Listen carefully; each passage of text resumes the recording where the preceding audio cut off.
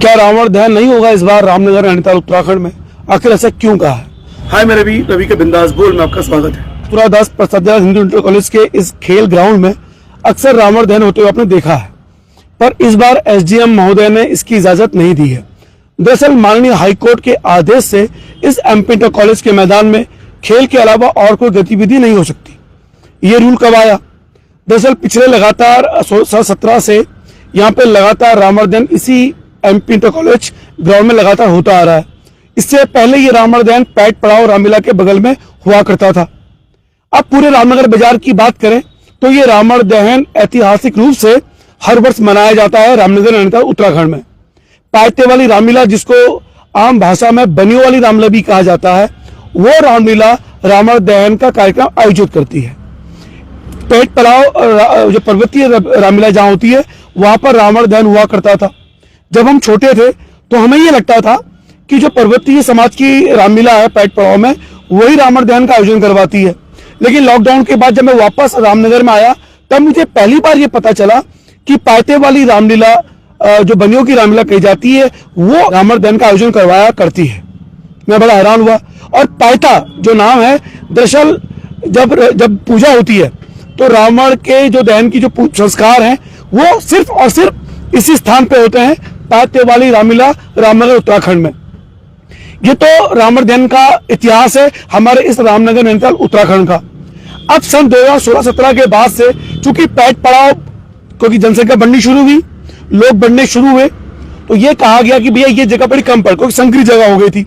और दुर्घटना की आशंका को देखते हुए प्रशासन ने यह सुझाव दिया कि इसे आप बड़े ग्राउंड में करवाइए। और ये जो ग्राउंड आप देख पा रहे हैं पीछे एमपी इंटर कॉलेज का, इस ग्राउंड में ये आयोजन दशहरे का होता रहा। अब पिछले साल जब यहाँ पे नुमाइश यानी प्रदर्शनी की बात आई तो यहाँ के जो क्रिकेट खेल प्रेमी थे उन्होंने इसका विरोध किया। उन्होंने कहा कि ये ग्राउंड खराब हो जाता है, इस ग्राउंड के रख रखाव हम करते हैं।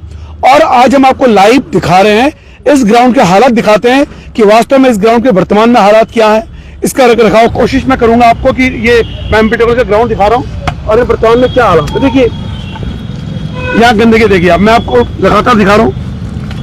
यहाँ ये हालात है वर्तमान में, यहाँ कोई सफाई नहीं। हालात देखे जाए तो क्या इस ग्राउंड का भला हो सकता है?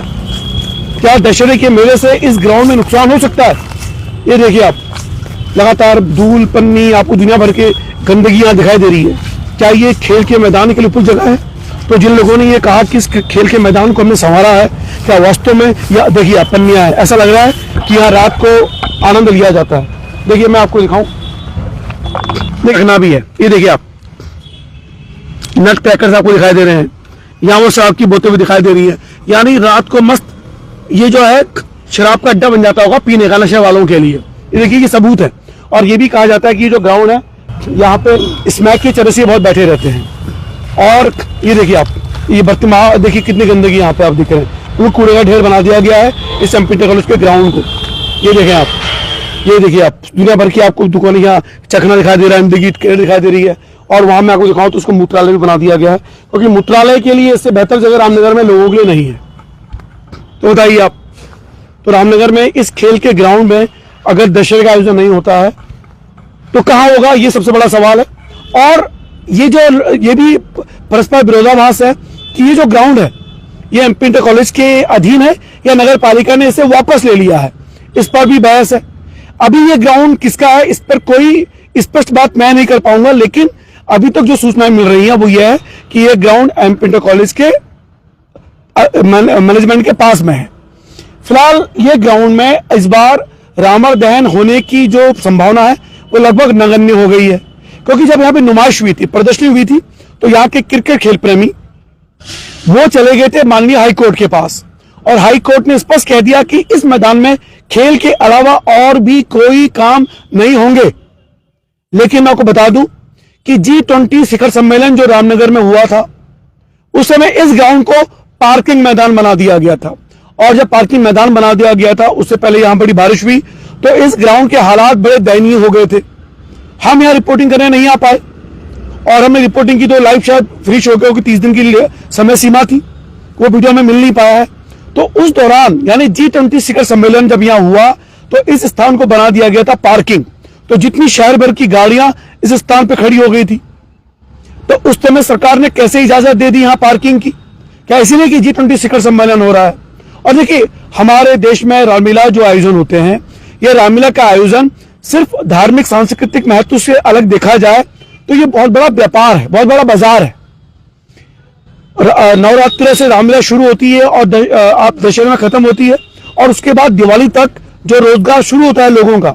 यानी ये कहते हैं कि इस समय जो भी लोग अपनी आजीविका लेकर इस त्योहार के समय कमाने निकल पड़ते हैं, रोजगार स्वरोजगार के माध्यम से, वो पूरे साल की कमाई कर लेते हैं। और यहाँ दशहरे का मेला अगर होता है तो कितने लोगों को रोजगार मिलेगा उसकी आप कीमत अंदाजा नहीं लगा सकते। दूसरी बात, अभी दीपावली आने वाली है और दीपावली में जो बाजार लगता है पटाखों का, वो भी इसी ग्राउंड में लगता है। अगर माननीय हाईकोर्ट के आदेश की बात करें तो ना तो यहाँ दशहरा हो सकता है और ना यहाँ पे पटाखों की दुकान लग सकती है। तो रामनगर में क्या कोई ऐसी और जगह है जहां रावण दहन हो सकता है? आप बताइए जरा, टिप्पणी बॉक्स में बताइएगा, क्या रामनगर में ऐसी कोई और जगह है जहां रावण दहन हो सकता है? शायद आपको एक पैट पड़ाव नजर आएगा, लेकिन पैट पड़ाव में इतनी संकरी गलियां हैं कि अगर वहां रावण दहन किया गया और खुदा ना खास्ता वहां अगर दिक्कत परेशानी हो गई तो मुझे लगता है कि बहुत बड़ा हादसा हो सकता है। माननीय एसडीएम महोदय ने वही किया जो माननीय हाईकोर्ट के आदेश है।